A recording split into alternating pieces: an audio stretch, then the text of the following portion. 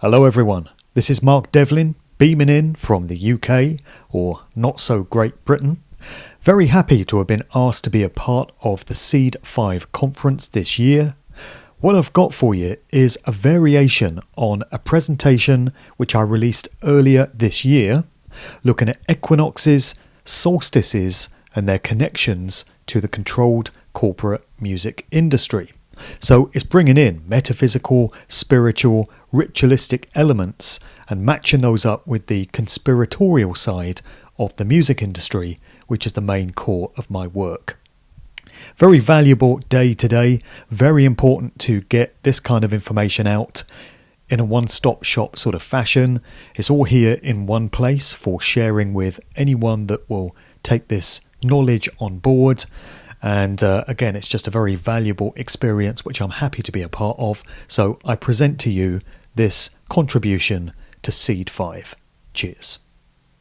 This is a recreated online version of a talk which I first put together and presented at Rise Above's Equinox event in Dorset, England on the 9th of April, Easter Sunday of 2023. It's being released on the morning of 1st of May 2023. 1st of May is an extremely important date in the occult calendar, particularly going back to ancient pagan traditions. We'll get into that. Possibly the most important date. So in this version, I'll be representing this entire talk for anyone that wasn't in person at that event. So Lance at Rise Above invited me to piece together the connections between equinoxes, solstices and the midpoints between them and the music industry. And people might think at first that there should be no connection whatsoever between these disparate elements. And absolutely there shouldn't be, if the music industry is really all about just harmless fun and entertainment, letting your hair down and forgetting yourself and escaping into this fantasy world. Unfortunately, there's a bit more to it than that, as my work of the past several years has shown, but we'll get into it anyway. So what we're dealing with is effectively astrotheology and sun worship.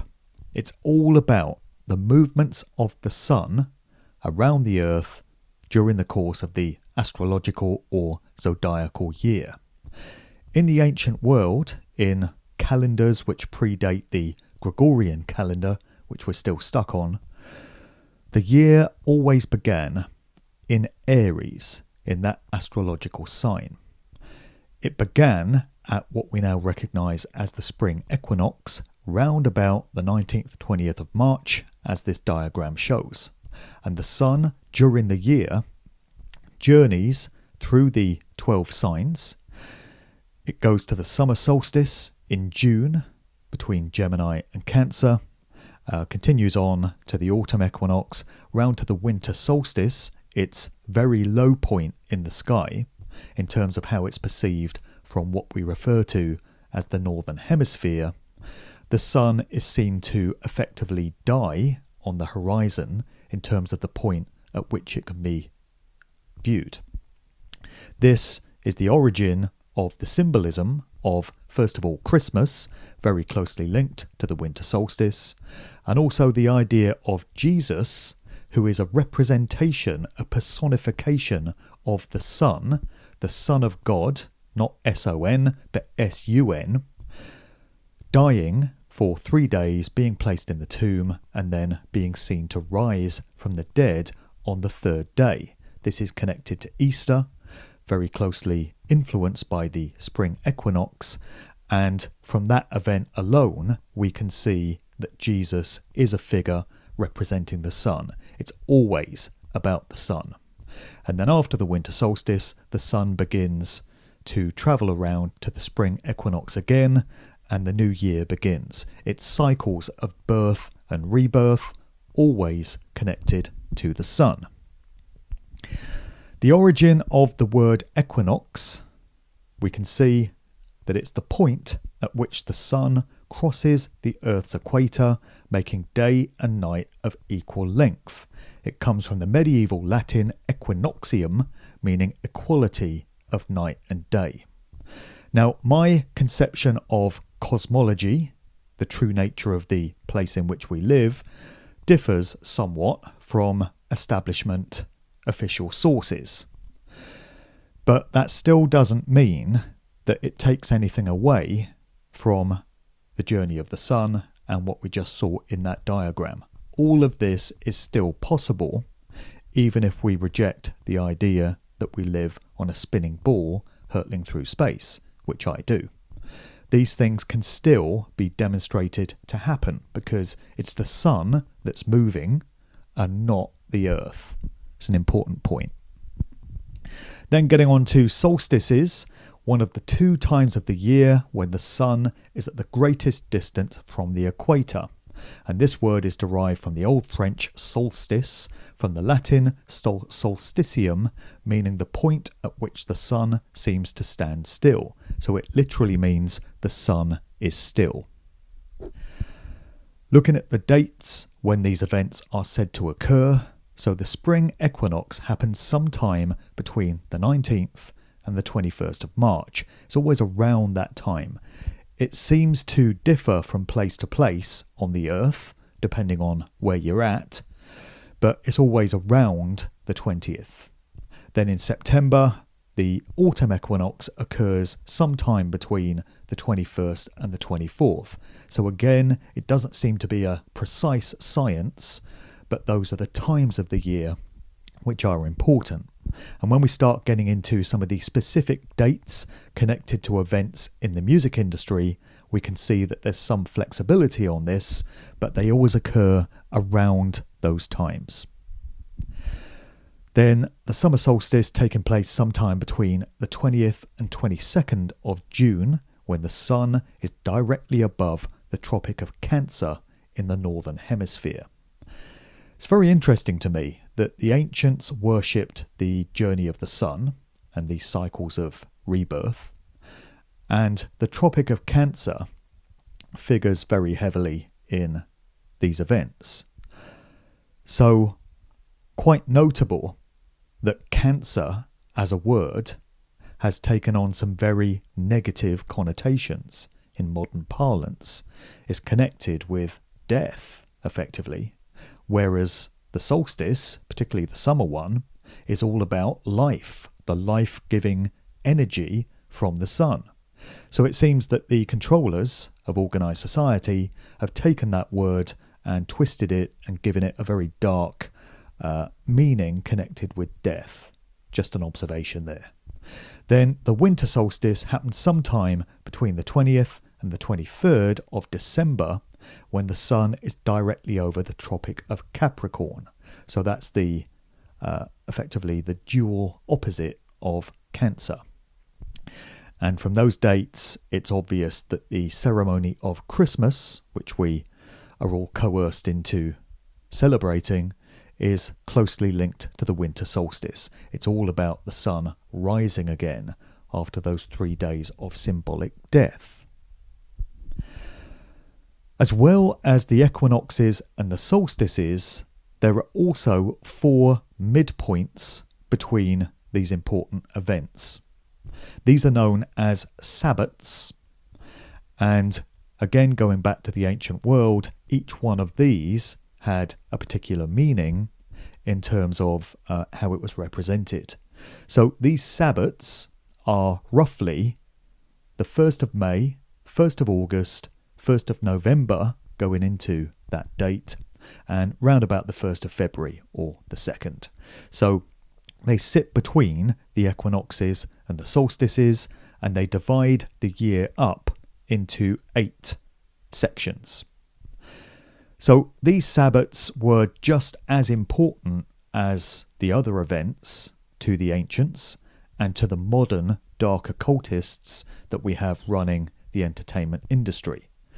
So in case anyone's left in any doubt, the entertainment industry, whether it's music, Hollywood films, television, any other expression of popular culture, effectively, is run by dark occultists, these so-called elite controllers who observe ancient religious practices and rituals and adhere very strongly to them. These events are still important to these individuals. It doesn't matter whether anyone out there rejects it, thinks it's ridiculous, or chooses not to look at it. It doesn't take anything away from the fact that these controllers do observe these events. So the most obvious one is the 1st of May, which is why I've chosen to release this presentation on this date. This one was known as Walpurgisnacht. It's the night of the 30th of April going into the 1st of May, as we recognise it currently. And it's all about fertility. It's celebrating the life-giving properties of the sun, the emergence of life, and it was often involved with an offering of sacrifice of some kind to ensure a bountiful harvest. It was also known as Beltane in the pagan world. Then in the middle of summer, the 1st of August, we have Lammas, representing a time of gratitude, pre-harvest thankfulness, and a celebration of bounty and life. Then October 31st, most people will recognise in the modern world as Halloween. That's the way it's now presented. In the ancient world, it was known as Samhain, representing a time of reflection, self-respect, and honouring the dead. So in parts of Central America and South America, this event is known as the Day of the Dead. People might recall in one of the James Bond movies, I think it was Skyfall at the very start. No, actually it was Spectre. We see Bond in Mexico, dressed up as a skeleton, taking part in this massive street ceremony, which is all about honouring ancestors and reflecting on what we can learn from their teachings. So that's been twisted in the modern world into the ceremony of Halloween. And that's all about anything but venerating ancestors. It's about celebrating death, celebrating darkness as we go into that darkest period, literally, in the Northern Hemisphere of the year. Very interesting that the clocks go back in the UK and many other parts of the world, all across Europe, on that last weekend of October, right in time for Halloween. So effectively we lose an hour of light at a point in the year where the sun is already symbolically dying, and that means that by 31st of October it's dark between 4 and 5 p.m. in most places in Europe and parts of America, and that all ties into these celebrations around Halloween, celebrating darkness. That's what people in the modern world have been coerced into doing, although most of them have no idea why they do these things. Most people have no idea why they celebrate Christmas. It's just the done thing. It's always been done that way. It's tradition. Then, round about the 1st of February, or 2nd of February in many cases, we have Candlemas, representing prediction, a time of looking forward, and anticipation of the return of the sun after the spring equinox into that last quarter of the year when it regains its life and continues its journey towards its apex in the sky, its highest point at the summer solstice in June. Into the music of Mark Bolan, T-Rex. Mark Bolan was always a guy who demonstrated some knowledge of occult material, and he put some of it into his early songs. When Tyrannosaurus Rex first emerged in the late 60s, a lot of their songs were very whimsical and magical in nature. And he had Ride a White Swan, released in 1970, one of the group's most famous songs, where he directly references the Beltane festival of 1st of May. Wear a tall hat like a druid in the old days, wear a tall hat and a tattooed gown. Ride a white swan like the people of the Beltane. Wear your hair long, babe, you can't go wrong. So we're on to the 1st of May now, this very important date in the occult pagan world. There's a close association between the 1st of May and the city of Oxford, which is very interesting to me because that's my city of birth. And I set my allegorical symbolic novel, The Cause and the Cure in Oxford, just because it's so fascinating a city with so much history, so much culture, so much heritage, and so much symbolism, occult symbolism connected to that place. There was this movie which came out in 1970, same year as that T-Rex song, called May Morning, starring Jane Birkin and various others, and it depicts some of the rituals which have taken place going way back into the mists of time in the city of Oxford at sunrise on May morning, May Day. So the birth of the sun on that date, that Sabbath, as it goes into the last eighth of the year, the sun's journey towards its high point at the solstice was considered very important. So we see many of these rituals being depicted in this movie. It's quite hard to get hold of, but there are some DVD copies out there that you might be able to hunt down. It's well worth watching for those insights. And a ritual which I've been very aware of, having grown up in this area, is when students from the university, from the various colleges, jump off of Magdalen Bridge at sunrise on the 1st of May, as various hymns are sung from the nearby church and the bells ring out certain tunes. It's been done that way for centuries. They jump off the bridge into the River Cherwell below. At this point in the river, the water is very shallow, and every year there are casualties who end up really injuring themselves by doing this crazy stunt. They break their legs and suffer all kinds of injuries. But nevertheless, the ritual still takes place every year. And I've seen many of these students interviewed, and they're asked, why do you do this? And none of them really know. They just say, well, it's tradition, it's just what you do in Oxford. But they don't know why they do it. It's probably connected to the idea of cleansing, in line with the ritual significance of this date, cleansing by water. But nobody really knows why it's done. May Day, Beltane, is effectively a fertility ritual, celebrating life, rebirth, and again, the life-giving properties of the sun. So going back into pagan times in England, there has always been maypole dancing. We have a bank holiday, so-called, round about the 1st of May. It's known as the May Day holiday. And again, May Day is a term which is associated with distress, danger, when someone needs help. The call sign is May Day. So they're associating, again, this event which is about fertility and life with danger and peril. So there's more satanic inversion going on there in society. But the significance of the maypole event is effectively that it represents the male generative principle. It's phallic symbolism. And I've got here an excerpt from a very revelatory movie. This is the original Wicker Man film, directed by Robin Hardy from 1973, which spends its entire length just going into some of these ancient pagan fertility rituals and belief systems, which in the story are still being kept alive and well in this western Scottish island. And in this excerpt from the film, they reveal in no uncertain terms what's actually being symbolically depicted when these kids are dancing around the maypole with these ribbons coming out the top of it. Very well, girls, that's enough. Now it's time to pay attention to me. Now, Daisy, will you tell us what it is, please, that the maypole represents?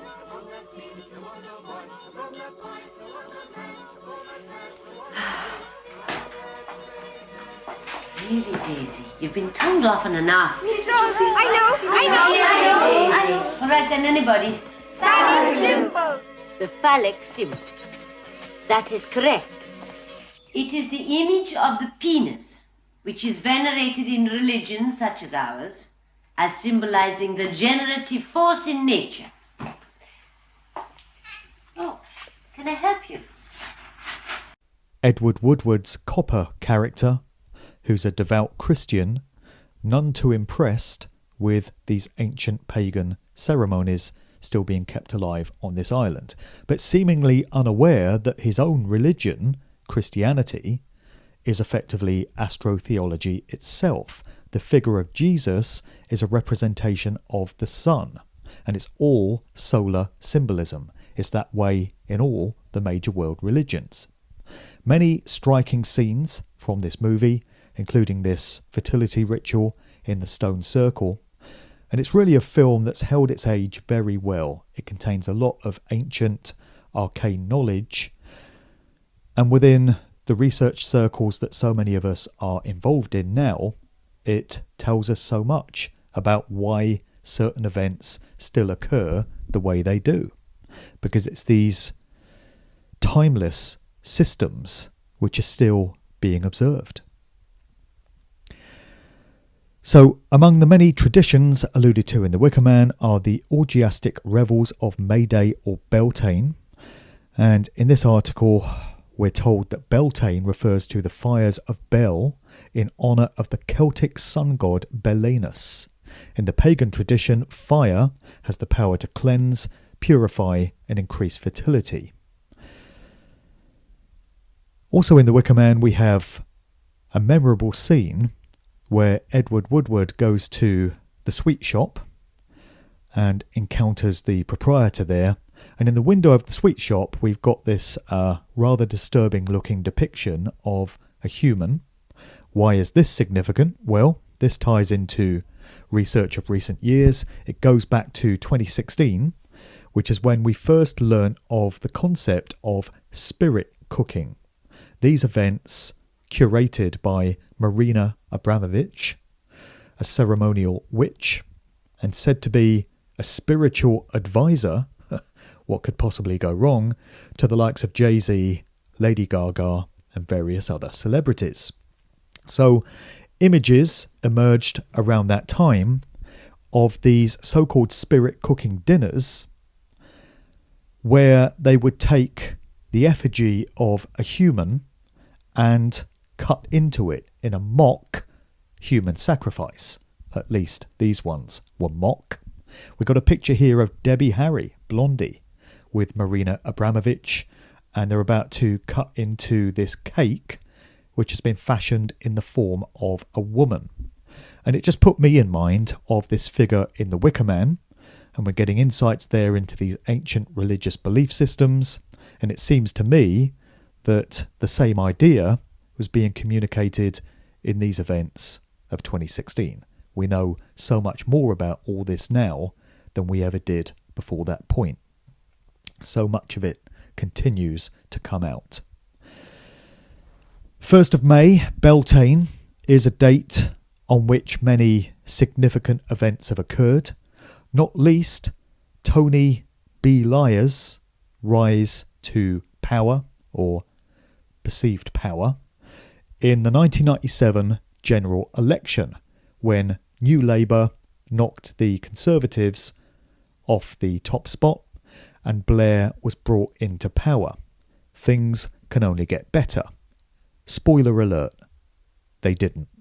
Election took place on Thursday, the 1st of May, Beltane, May Day, 1997.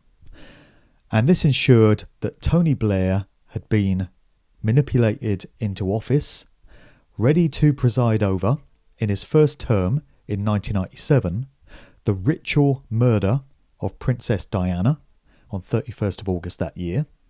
He then got a second term in office in 2001, which meant he was in place to preside over the events of 9/11 in that year and everything that followed in the aftermath, or the warmongering.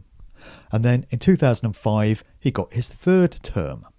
And this ensured he was in office, in place, ready for the 7/7 terror event in London on the 7th of July that year. He was obviously the man for the job, their man in office, and a man, if you can refer to him as that, with rather a large karmic burden to pay off, I would suggest, as he will discover. So here we are, Blair in the Cool Britannia era. This was a major psyop which was done on the British people in the mid-90s. And that whole Cool Britannia Britpop thing with Blur and Oasis, all these other key players, was a way of making Tony Blair palatable and cool, believe it or not, to the young people of Britain, to the point that they would be way more likely to vote for him in that all-important election of 1997. And if they hadn't voted for him, and that hadn't been the majority vote, they'd have just put him in anyway. This is what was launched in the wake of 9/11, the wars of conquest in Afghanistan, Iraq, various other nations. And isn't it interesting that that war was announced round about the time of the spring equinox in March, and on May the 1st, there's that date again, 2003, US Secretary of Defense Donald Rumsfeld announced an end to major combat in Afghanistan. That's the very end of that 40-day season of sacrifice that we've been looking at, and it's announced that that particular conflict is coming to an end on that day. Ritual, symbolic significance. May the 1st also figures in the story of Osama bin Laden, who was blamed for masterminding the 9/11 attacks back in 2001. He didn't do it, we were just told he did. And actually, bin Laden died in December of 2001, the very end of that same year. He'd been ill for some time, complications of the kidneys involving dialysis, and his death was reported by various Middle Eastern news sources at the end of 2001. But this didn't stop the United States from using the reported death of bin Laden as a way of boosting the approval ratings of Barack Obama, who was seeking another term in office. So they decided to convince gullible American people that a crack team of Navy SEALs was undertaking this dangerous, daring mission, taking out the compound in Pakistan where the dastardly villain bin Laden had been hiding out for the previous 10 years. And what was the date when we were told that he was eventually taken out? That would be May the 1st, May Day of 2011. They just forgot to mention that he'd already been dead for 10 years by that point, but didn't stop certain Americans from going on the lawn of the White House and chanting USA, USA, USA, just the way the master social engineers and psychologists knew they would. So Weekend at Bin Laden's, you know, that movie where they just kept resurrecting the body of this guy Bernie in Weekend at Bernie's. This is just like the modern version of that. I think bin Laden's probably due another death by now, isn't he?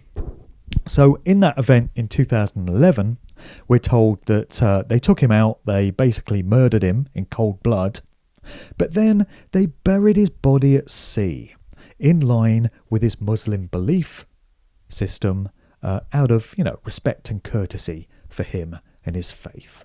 Isn't that nice?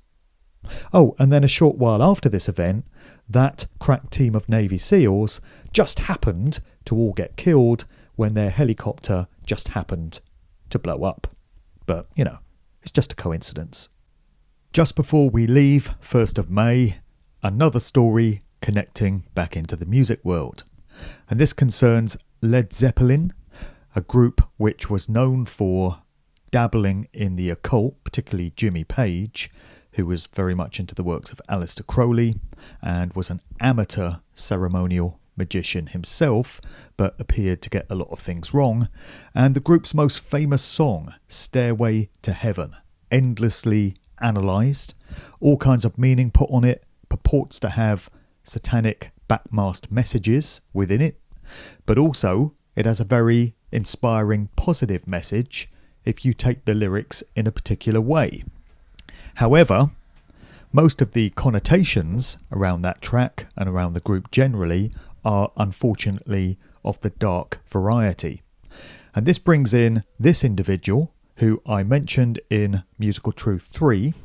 She's known by the name of Somerset Belanoff, sometimes referred to as the Illuminati Queen. This is apparently the only picture which exists of her, if indeed it is her. Many people contend that she doesn't actually exist. She just maintains that mythical kind of status. Why is she relevant? Well, apparently she used to hang out with Led Zeppelin in their formative years in the late 60s, early 70s. She was an occultist herself, used to practice sorcery and ceremonial magic. She was in a romantic relationship with Jimmy Page, according to lore.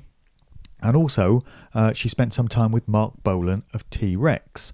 But she's best known for her involvement with Led Zepp. In Musical Truth 3, I recount an anecdote told by Peter Grant, the group's longtime manager, of a particularly dark and disturbing event involving her. Anyway, there's a website called whoissomersetbelanoff.com, and it's a good question. So her full name is Elizabeth Somerset Fyodorovna Bowes-Lyon Belanoff. She's said to be connected, family-wise, to Elizabeth Bowes-Lyon, aka the Queen Mother. She's of Russian descent on one side of her family. Said to be a descendant of the Mad Monk Rasputin of Boney M song fame, and also descended from Queen Victoria. She's a cousin, so we're told, of Queen Elizabeth II. The most important thing here, though, apart from a bit of backpedaling on the site of this website, which had previously mentioned that she was born at Glamis Castle in Scotland, the ancestral home of the Queen Mother, is her birth date, May the 1st, 1953. And according to music industry legend, owing to her connection to Jimmy Page and Led Zeppelin, she is the May Queen, being that she was born on May Day, referred to in the song Stairway to Heaven. So when you hear there's a lady who's sure all that glitters is gold and she's buying a stairway to heaven, it's referring to Somerset Belanoff and the apparent power and influence that she wields through her ancestry and her status. So we got the line in the song, if there's a bustle in your hedgerow, don't be alarmed now, it's just a spring clean for the May Queen. That supposedly is a direct reference to Somerset Belanoff, and interestingly, that's the point in the song where if you play it in reverse, you get those supposedly satanic backmasked messages coming through. We move on to the summer solstice, round about the 21st of June. Isn't it interesting that Prince William was born on this date? There are reports to suggest that his mother, Diana, was induced so that he would be born on this most important of ceremonial dates. They wanted him to be the Sun King, symbolically. So what better way of communicating that than for him to be born at the very point in the year that the sun is at its apex, its high point, at the very pinnacle of its life-giving strength. The summer solstice, where there are more hours of daylight than at any other point in the year, at least in the northern hemisphere. So staying with this date then, June 21st, in 2021, 21, right? The bloated Etonian told people in Britain, or at least England, that June 21st was going to be Freedom Day. Hey, how about that? We get granted freedom by our allotted leaders. A few crumbs from the table for the serfs. It wasn't, because they went back on that deal. It didn't happen for a few days after that, but the announcement was that all these ridiculous and outrageous COVID restrictions would finally all go on June 21st. So the entire COVID event was absolutely steeped in symbolism connected to dates. All the key events happened in line with dates. One of the initial lockdowns in 2020 took place on the anniversary of the Magna Carta being signed. Basically, Britain's constitution, which is all about our natural rights and freedom. And the government trampled all over that symbolically by plunging us into further incursions on our rights on the anniversary of the Magna Carta being signed. That would not be a coincidence. All of this stuff is done deliberately. Back to the 60s, the counterculture, that hippie flower power era in which so much social engineering got done.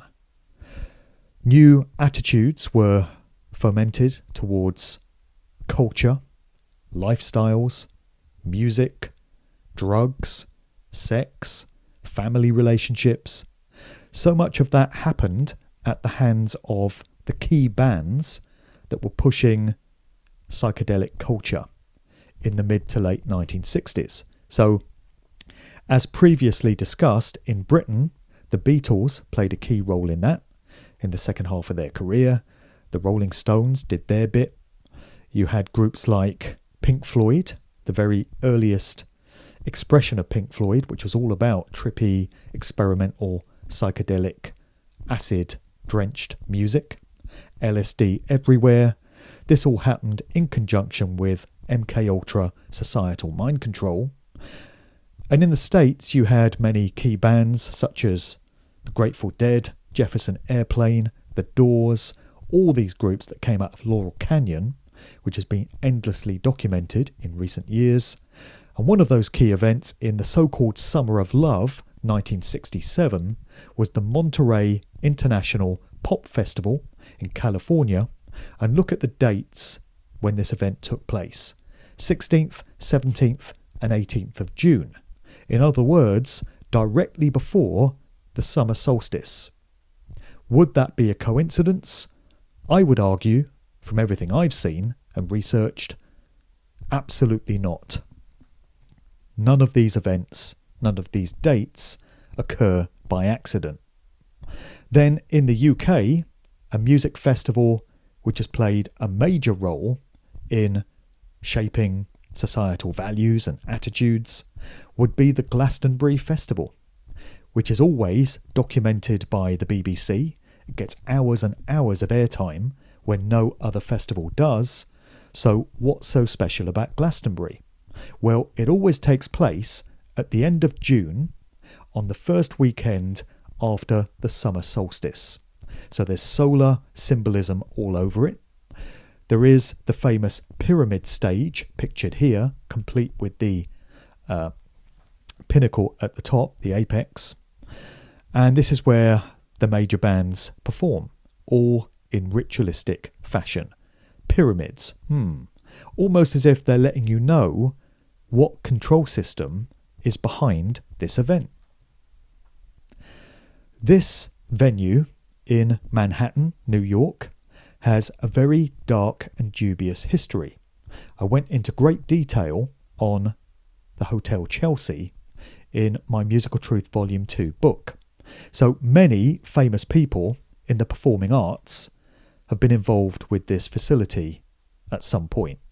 Many playwrights, authors, filmmakers, musicians, poets hold themselves up in the Chelsea Hotel for some period or other. There are reports of satanic rituals having taken place in the basement with robed figures wandering around. And there have been many deaths associated with the Chelsea. I detail many of these in his amazing book Into Laurel Canyon and all the music makers that came out of there, Weird Scenes Inside the Canyon. The author and researcher Dave McGowan goes into some of these stories, and he mentions the Chelsea Hotel, in this case connected to the once socially conscious folk singer Phil Oakes. So McGowan writes, In the summer of 1975, Phil Oakes' public persona abruptly changed. Adopting the name John Butler Train, Oakes proclaimed himself a CIA operative and presented himself as a belligerent right-wing thug. He told an interviewer that on the first day of summer 1975, Phil Oakes was murdered in the Chelsea Hotel by John Train. That symbolic assassination on the summer solstice, here we go, took place at the same hotel that Devlin Wilson had flown out of a few years earlier. One of so many stories connected to the Chelsea Hotel. Lots to know about this place. And when Elvis Costello sang in his song I Don't Want to Go to Chelsea, I don't think he was talking about Chelsea, London. I think he was probably talking about the Chelsea Hotel. And having learnt what I have about that place, I don't blame him. Directly after the summer solstice, on the 25th of June, we have a date which connects these two artists. So the 25th of June 2009 is the date on which Michael Jackson is said to have died, at the hands of his physician Conrad Murray, because there's always a lone operative involved in these events, right? If it's down to one individual, then there's no hint of a conspiracy. So lots of controversy around this event. Many feel that Michael didn't actually die. It was a fake death. Whether it was or it wasn't, we've got the date 25th of June given for it. Again, directly after the summer solstice. 25th of June was also the birth date of George Michael, who, like Michael Jackson, was a recording artist for the Sony record label. And both these artists famously went up against Sony, took out legal action against them, tried to expose the controlling nature that that label held over its artists, and it didn't end well for either of them, if you take the official account to be true. So George Michael, as previously mentioned, was found dead on Christmas Day of 2016. So both these guys died in their 50s, according to the official record, 6 months apart, 25th of June, 25th of December. Summer solstice, winter solstice, represented by Christmas.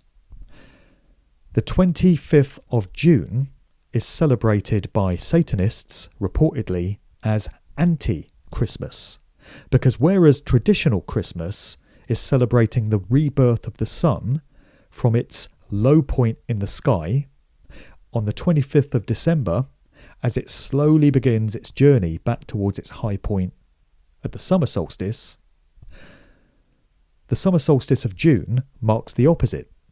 After the 21st of June, the sun begins its descent very slowly. So symbolically, it's dying. And Satanists are celebrating that because they're all about death. They're all about anti-life. Very interesting these dates crop up when it comes to these two artists. Paul McCartney, or whoever he is, was born on the 18th of June. So again, right before the summer solstice. McCartney and the Beatles crop up endlessly in this type of research, so it's no surprise to find him in the story. Back to the world of rap and hip-hop, there was the artist known as Prodigy, who was the frontman of the group Mobb Deep. And within conspiracy realms, Prodigy was well known as someone who attempted to expose the so-called Illuminati power control system, which presides over the music industry. Supposedly, he came to some discoveries and realised that the industry that he was a part of was steeped in these occult secret societies, and they're all about ritual, symbolic assassinations, sacrifices. So Prodigy became very outspoken about that. Then he turned up dead. On the 20th of June, right before the summer solstice, 2017. There appears to be some occult morbid mockery around that event as well, given that Prodigy famously suffered from a form of sickle cell anemia, and the 20th of June in that particular year had been designated World Sickle Cell Awareness Day. What were the chances of him turning up dead on that very date if it was all just completely random and according to chance? So here we can see that he died June 20th, 2017. In Britain, in 1988, we had what was referred to as the second summer of love. This was the acid house scene, which gave birth to rave culture and eventually clubbing culture, nightlife culture, cultivated in the UK and then exported around the rest of the world. I would argue that this second summer of love, that whole acid house scene of the late 80s, occurred at the hands of social engineers coming out of the likes of Tavistock. It's more difficult to prove this with the British version than it is with the American version, having been a CIA-sponsored PSYOP to a very large extent. But it's interesting that the mainstream media of the late 80s referred to that whole scene as the second summer of love, almost as if they're letting you know that it's a reboot, a repackage of the first summer of love. This time around you had ecstasy, MDMA, replacing the LSD that had been around in the 60s.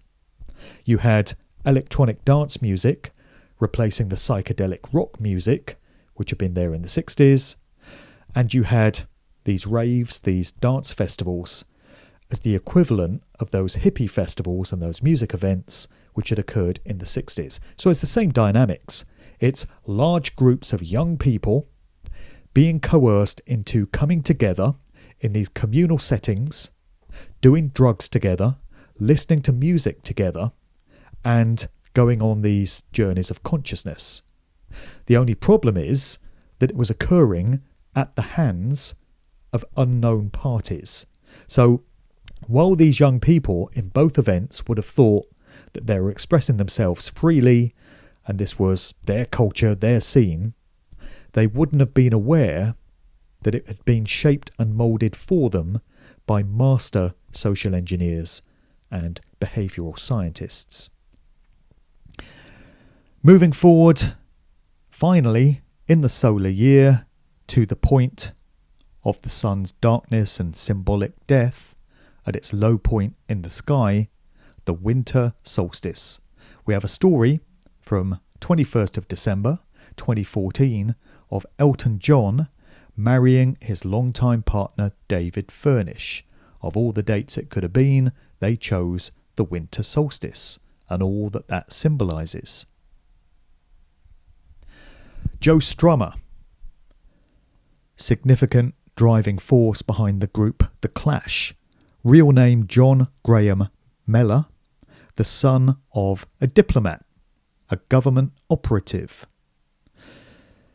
We find out that he died on the 22nd of December, right around the time of the winter solstice, in 2002, at the ripe old age of 50. That's one connection from The Clash into the world of government. The other one comes from the singer Mick Jones, who turns out to be a cousin of Grant Shapps, most recently Transport Minister in Boris Johnson's cabinet. So there are two direct connections into government and the establishment from The Clash. Still think they were rebels and anti-establishment anarchists? Or was it all an act? Back to McCartney again. Take a swig. And this guy, Tara Brown. He was an heir to the Guinness empire, the brewing company.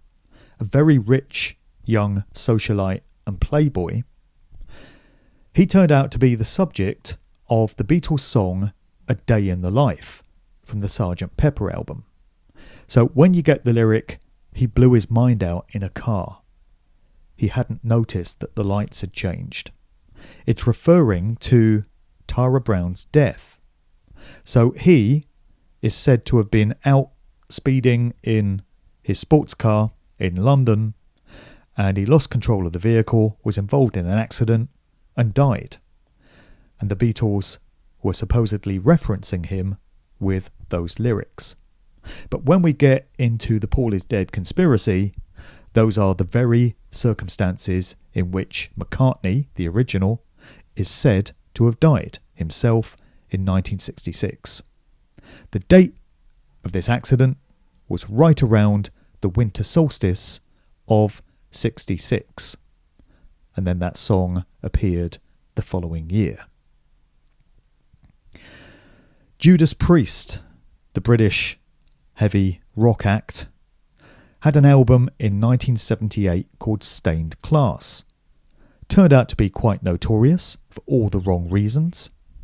It ties into the so-called satanic panic of the following decade, the 1980s, the accusation that Satanism in heavy rock, heavy metal music was causing young people to do away with themselves. There was a very famous case involving these two youths, 18-year-old Raymond Belknap and 20-year-old James Vance. They had spent the night of 23rd of December 1985, right at the time of the winter solstice, drinking, smoking weed and allegedly listening to heavy metal music, significantly Judas Priest, and one of the tracks from that album. This case went to court in America, where the prosecution tried to argue that the reason these two lads tried to take their own lives is because they were influenced by a hidden subliminal message in one of those Judas Priest tracks, which simply said, "Do it, do it." And they'd interpreted that as "kill yourselves." So we can see that Vance shot himself but survived, succumbing to his injuries 3 years later, whereas Belknap died instantly. It's just significant that that event happened right around the time of year that we're talking about here. And staying with the winter solstice, connections back into the world of entertainment, we go to the Lockerbie plane crash of 1988, this Pan Am airliner which exploded in the sky and came down in the Scottish town of Lockerbie. This happened right before the winter solstice of 1988, December, and it involves a handful, a ragtag bunch of famous people who claim that they narrowly escaped death because they were supposed to be on that flight, but for various reasons they didn't take it, and therefore their lives were saved. One of them is Johnny Rotten of the Sex Pistols, who says the only reason he missed that flight is because his wife hadn't packed in time. They had a big row and then took the next flight out. Then Kim Cattrall, the actress best known for Sex and the City, was booked on that very flight, but she spent so much time shopping for a teapot for her mother, she says, in Harrods, that she changed her flight at the last minute. The decision saved her life. Phew. And then the other act is the Four Tops, who were in London to record a Top of the Pops performance for their song Loco in Acapulco, and they ended up running late and missed the flight. Really, what are the chances of all these famous people being booked on that very flight? And if they weren't running late, imagine what those headlines would have been like in 1988. All these famous people die in a plane crash. But they didn't. Phew. Lucky for them. And it's not the only story of that nature we get. With 9/11, there are accounts of many people that were supposed to be on those planes. Famous people. But they escaped them for whatever reason. And we get it with various other shooting events as well.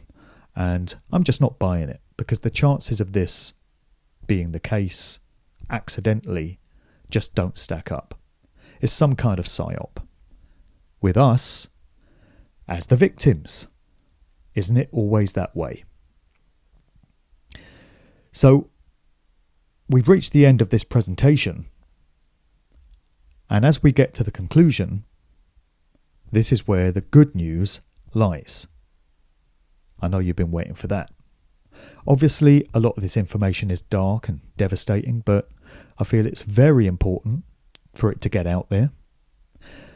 And that's why I do this, because I want as many people as possible to recognize the fact that these occultists, first of all, run these industries in the first place, and secondly, adhere to these ritualistic religious tenets. So the good news is simply the fact that we are now able to comprehend this information. Because a few years ago, certainly 10 years ago, possibly even 5 years ago, it would not have been possible for me to put together a presentation of this nature, because I wouldn't have had access to the information myself. But the free flow of it is now in effect to such a degree that it's unstoppable. An exponential snowballing process has been set in place. Things are only headed in one direction, meaning that more and more of these secrets, this knowledge that's been closely guarded for centuries, much of it, is now being shared freely. Almost entirely because of the internet, because we can now communicate this stuff amongst ourselves all around the world instantly. And that's a good thing, because the controllers have sought to keep this stuff hidden, occulted from view for so very long. But the truth will set you free. There's so much truth to that statement. And so it becomes the personal responsibility of all of us, of everyone watching this, who's had their conscience awakened, to communicate information of this nature as widely as possible. And I've been very successful personally in engaging so many people on the path to truth discernment, and I know this because they write to me daily to tell me this is the case, by presenting information of this nature. It's a great way to engage people in that process, to get them to embark on critical thought by lighting a spark through this information about the music industry, about entertainment, about popular culture. People want to know about this. People want to know about their rock icons, their rock gods. It might shatter their illusions, but the minute you start talking about recognizable names and songs and music forms, people want to know.